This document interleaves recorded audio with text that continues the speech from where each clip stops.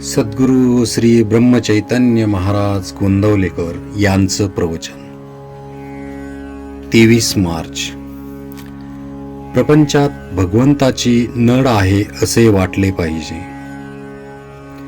प्रत्येक माणसाला आपण सुखी असावे असे वाटते. भगवंताची कृपा आपल्यावर असावी, नामाचे प्रेम आपल्याला यावे असे वाटते. पण हा अनुभव आपल्याला का बरे येत नाही? जगामध्ये पाहताना कुणी मनुष्य सुखी आहे, समाधानी आहे असे आपल्याला का बरे दिसत नाही?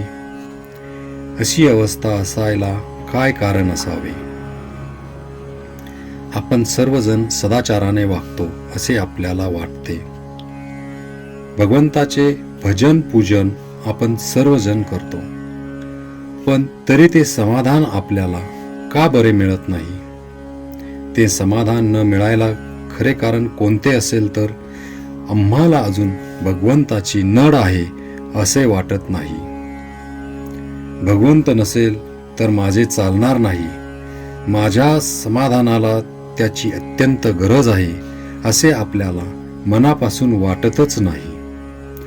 प्रपंचात पैसा अडका असावा, बायको मुले असावीत, शेतीवाडी नोकरी धंदा इतर वैभव असावे आणि त्याचबरोबर भगवंतही असावा असे आपल्याला वाटते.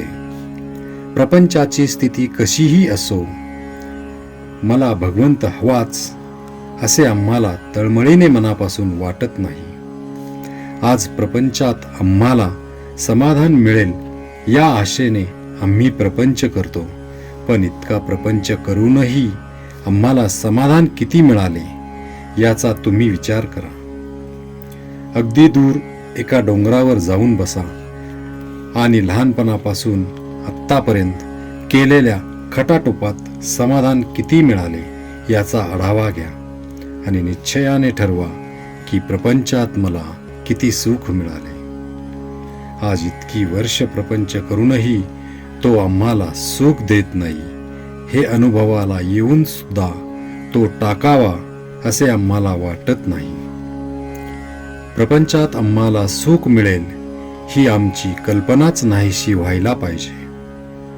प्रपंच आम्हाला शाश्वत समाधान देऊ शकत नाही हे एकदा निश्चयाने ठरले आणि हा निश्चय एकदा दृढ झाला म्हणजे मग भगवंताची गरज आम्हाला भासू लागेल आणि मग त्याच्या प्राप्तीसाठी आम्ही केलेल्या प्रयत्नाच्या आड जग परिस्थिती वगैरे काहीही येऊ शकणार नाही.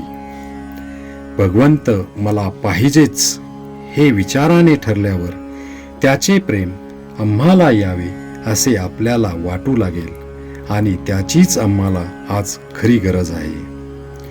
हे भगवंताचे प्रेम कशाने बरे निर्माण करता येईल? भगवंताचे प्रेम यायला एकंदर 3 मार्ग आहेत. पहिला मार्ग म्हणजे संतांची संगती करणे, दुसरा मार्ग म्हणजे सद्विचाराची जोपासना करणे आणि तिसरा मार्ग म्हणजे अखंड नामस्मरण करणे. त्यापैकी ज्याला जो जुळेल तो त्याने करावा. भगवंत हवासा वाटणे यामध्ये सर्व मर्म आहे. श्रीराम जय राम, जय जय राम.